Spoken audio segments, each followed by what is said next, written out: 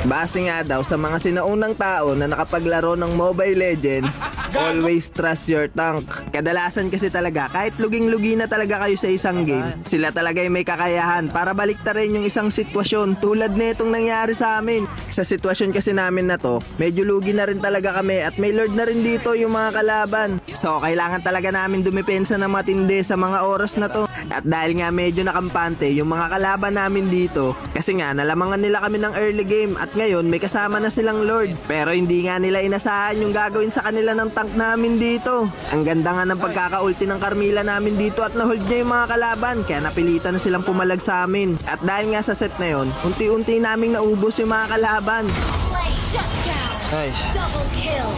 Hinabol pa nga rin namin yung mga natitirang kalaban dito at naplikiran ko yung CC kaya mapipitas ko pa siya.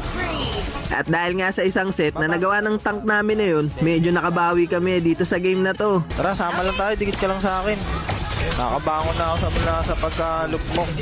At sa mga oras nga na to, up na naman yung lord. Pero sa pagkakataon na to, ko-contest na kami sa mga kalaban kasi nga nakabawi na kami. At ang ganda na naman ng pag-front na nagawa ng tank namin dito kasi nga nahuli nila yung CC. Naka-preheat nga ako at mapipitas ko pa siya.